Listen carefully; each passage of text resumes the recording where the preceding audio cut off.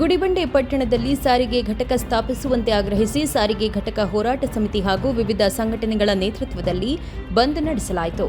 ಬಂದ್ಗೆ ಪಕ್ಷಾತೀತವಾಗಿ ಸಾರ್ವಜನಿಕರು ಬೆಂಬಲ ನೀಡಿದ್ದು ಪಟ್ಟಣದ ಬಹುತೇಕ ಅಂಗಡಿ ಮುಂಗಟ್ಟುಗಳು ಮುಚ್ಚಿದ್ದವು. ಗುಡಿಬಂಡೆ ಪಟ್ಟಣದ ಬಸ್ ಡಿಪೋ ಸ್ಥಾಪಿಸಬೇಕು ಎಂಬ ಬೇಡಿಕೆ ಹಲವು ವರ್ಷಗಳಿಂದ ಕೇಳಿಬರ್ತಿದೆ.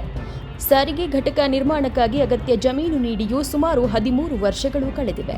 ಆದರೂ ಕಾಮಗಾರಿ ಆರಂಭವಾಗದಿರುವುದು ತಾಲೂಕಿನ ಜನರ ಆಕ್ರೋಶಕ್ಕೆ ಕಾರಣವಾಗಿದೆ. ಬಸ್ ಡಿಪೋ ನಿರ್ಮಾಣಕ್ಕೆ ಜಮೀನು ನೀಡಿದ ಬಳಿಕವೂ ಅಧಿಕಾರಿಗಳು ಹಾಗೂ ಜನಪ್ರತಿನಿಧಿಗಳು ಈ ವಿಚಾರದಲ್ಲಿ ನಿರ್ಲಕ್ಷ್ಯ ವಹಿಸುತ್ತಿದ್ದಾರೆ ಎಂಬ ಆರೋಪ ಹೋರಾಟಗಾರರಿಂದ ಕೇಳಿಬಂದಿದೆ. ಗುಡಿಬಂಡೆ ತಾಲೂಕಿನಲ್ಲಿ ಸಮರ್ಪಕ ಸಾರಿಗೆ ವ್ಯವಸ್ಥೆಯ ಕೊರತೆಯಿಂದ ಗ್ರಾಮೀಣ ಭಾಗದ ಜನರು ಪ್ರತಿನಿತ್ಯ ಸಮಸ್ಯೆ ಎದುರಿಸುತ್ತಿದ್ದಾರೆ ಎಂದು ಹೋರಾಟಗಾರರು ತಿಳಿಸಿದ್ದಾರೆ. ವಿದ್ಯಾರ್ಥಿಗಳು, ಉದ್ಯೋಗಿಗಳು, ವ್ಯಾಪಾರಸ್ಥರು ಸೇರಿದಂತೆ ನೂರಾರು ಮಂದಿ ಪ್ರತಿದಿನ ಗ್ರಾಮೀಣ ಪ್ರದೇಶಗಳಿಂದ ಗುಡಿಬಂಡೆ ಪಟ್ಟಣಕ್ಕೆ ಆಗಮಿಸುತ್ತಿದ್ದಾರೆ. ಆದರೆ ಸಮರ್ಪಕ ಬಸ್ ಸೌಲಭ್ಯ ಇಲ್ಲದ ಕಾರಣ ಸಮಯಕ್ಕೆ ಸರಿಯಾಗಿ ತಮ್ಮ ಗಮ್ಯಸ್ಥಾನ ತಲುಪಲು ಜನರು ಪರದಾಡುವಂತಾಗಿದೆ. ಹೀಗಾಗಿ ಗುಡಿಬಂಡೆಯಲ್ಲಿ ಸಾರಿಗೆ ಘಟಕ ಸ್ಥಾಪನೆ ಅತ್ಯಂತ ಅಗತ್ಯವಾಗಿದೆ ಎಂದು ಹೋರಾಟಗಾರರು ಒತ್ತಾಯಿಸಿದ್ದಾರೆ.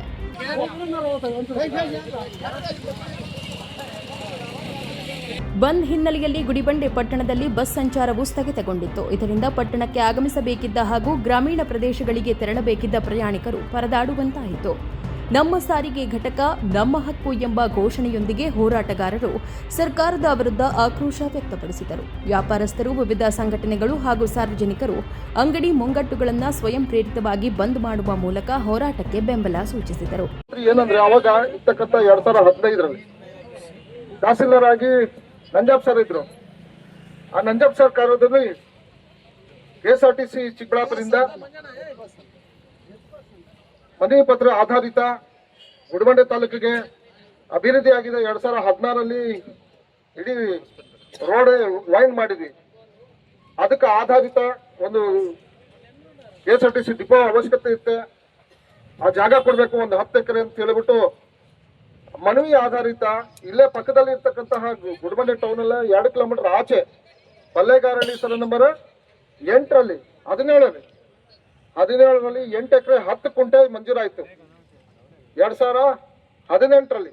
ಪಕ್ಷಭೇದ ಮರೆತು ಒಂದಾಗಿ ಹೋರಾಟಕ್ಕೆ ಬೆಂಬಲ ನೀಡಿರುವುದು ಈ ಬೇಡಿಕೆಯ ತೀವ್ರತೆಯನ್ನ ತೋರಿಸುತ್ತಿದೆ ಎಂದು ಹೋರಾಟಗಾರರು ಹೇಳಿದ್ದಾರೆ. ಹಲವು ವರ್ಷಗಳಿಂದ ಬಾಕಿ ಉಳಿದಿರುವ ಬೇಡಿಕೆಯನ್ನ ಸರ್ಕಾರ ಇನ್ನಾದರೂ ಗಂಭೀರವಾಗಿ ಪರಿಗಣಿಸಬೇಕೆಂದು ಆಗ್ರಹಿಸಿದ್ದಾರೆ. ಒಟ್ನಲ್ಲಿ 13 ವರ್ಷಗಳಿಂದ ಜಮೀನು ಸಿದ್ಧವಿದ್ದರೂ ಸಾರಿಗೆ ಘಟಕ ನಿರ್ಮಾಣವಾಗಿಲ್ಲ. ಬಂದ್ ಮೂಲಕ ಸರ್ಕಾರದ ಗಮನ ಸೆಳೆದಿರುವ ಗುಡಿಬಂಡೆ ಜನರು ಇನ್ನೂ ವಿಳಂಬ ಮಾಡದೆ ಕಾಮಗಾರಿಗೆ ಚಾಲನೆ ನೀಡಬೇಕೆಂದು ಒಕ್ಕೊರಳಿನಿಂದ ಆಗ್ರಹಿಸಿದ್ದಾರೆ. ರಾಜೇಶ್, ಪ್ರಗತಿ ಟಿವಿ, ಗುಡಿಬಂಡೆ.